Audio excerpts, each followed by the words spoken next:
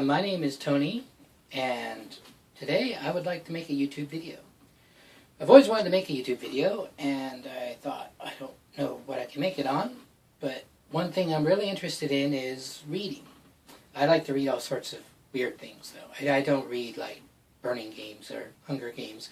I like to read histories. I like to read stuff about phenomenology, the occult, all sorts of weird things. I like to read a lot about World War II history.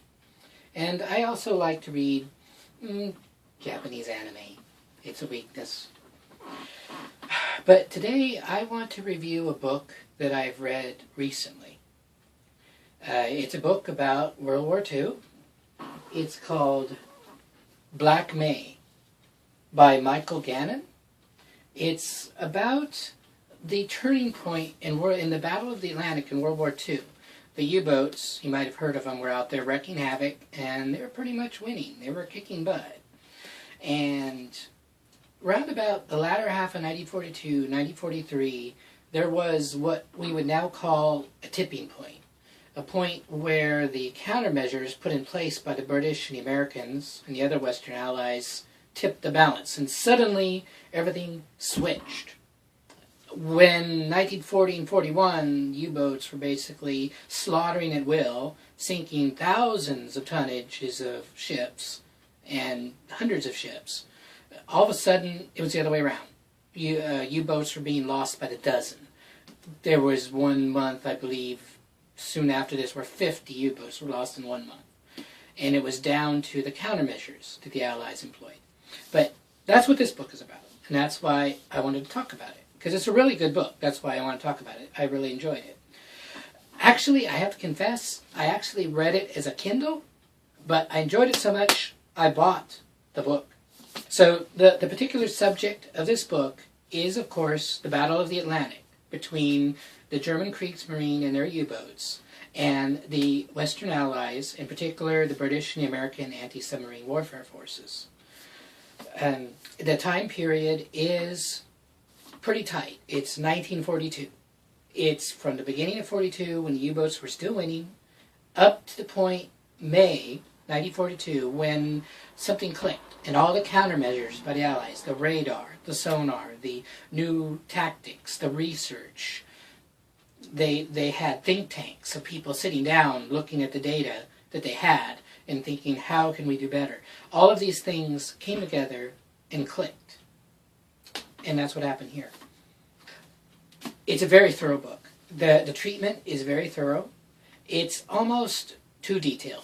Basically, this book will tell you everything you ever wanted to know about U-boats and the Battle of the Atlantic and didn't know you should ask or could ask. This is an extremely detailed. Some reviews have said that it was a little too much, that it's a little too heavy, and yeah, I could see that. I like to read this stuff. So for me, it's not really that bad. But Michael Gannon goes into excruciating detail on some things. You will learn everything you wanted to know about certain pieces of 1940s technology, and probably more than you wanted to. He goes into excruciating detail about U-boats, about how they tried to make them better. He goes into excruciating detail about the countermeasures, the systems they had, the sonar and the radar. So he can go into excruciating detail. On the other hand, he writes very well. It's very lively writing. It really draws you in. As much as you can say about a history, it's a page-turner. I myself didn't want to put it down. It was very interesting. He talks about the people involved. He talks about Walker, the famous convoy escort commander. He talks about the U-boat leaders, and of course Admiral Donitz. He talks about him all the time. He really portrays what they were thinking and what they were doing. It isn't just numbers and dates. He talks about at one point where Commander Walker was going out on a mission, and right before he left, he got engaged. And you're just thinking, if this is a movie, he is so dead. Well, happily, he survived. He didn't die. He got back to port and was able to marry his fiancée. That's how the writing was. I mean, I was drawn into it. I thought, oh my gosh, I wonder, I didn't want to look at Wikipedia to give it away, because if you don't know the background, it's such that if you don't know already this history, you can be on the edge of your seat, wondering, well, what's going to happen? Because he writes that well. Gannon's point of view is as fair and balanced as you're going to get about events from 70 years ago. He doesn't really go into... He sticks to the Kriegsmarine. He doesn't talk about the Nazi state too much, in as much as it had to do with U-boats, that Hitler only came to believe in the U-boat far too late and started to build them far too late. Before that, he wanted big ships like the Bismarck. So he doesn't really talk about the nefarious Nazi acts and the crimes that they got up to. He doesn't other than he does talk about some of the things they did where they didn't rescue sailors and they left people floating in the ocean. But he does portray from their point of view why they did that, because they did try to rescue some people and got shot at, but on the other hand, they were sinking unarmed merchant marine people. So he's fair and balanced. He mentions they were doing nasty things, but he tries to tell you why they thought that was a good idea, to sink unarmed merchant ships and not tell anyone about it. See, that was the big point. It isn't so much they were sinking the ships and leaving them out there.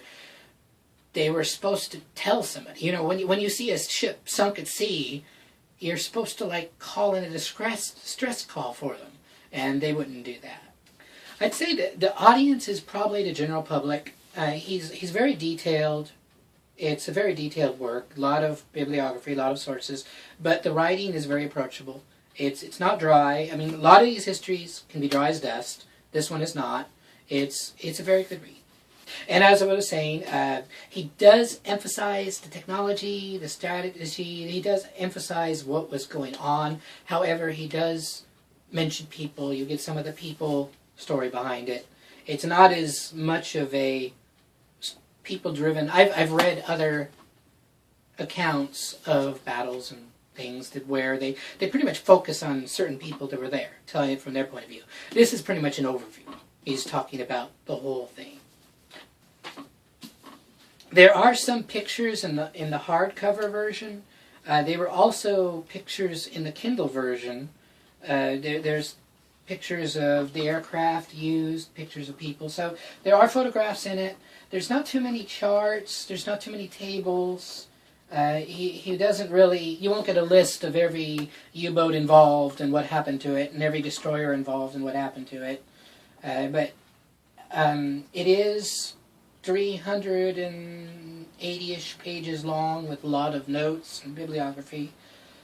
There's a glossary in the back, which comes in really handy, especially if you're not familiar with this already. If you are reading along and... Yeah, he explains what Huff Duff is, but maybe 200 pages later he mentions it, and you know you don't know this stuff, and you're just reading it for fun or reading it just to be interesting. And so there's a glossary where you can go back and look up something. And when he starts talking about GRT, well, what is that? Well, it's right here: gross registered tonnage of the ships that were getting blown away.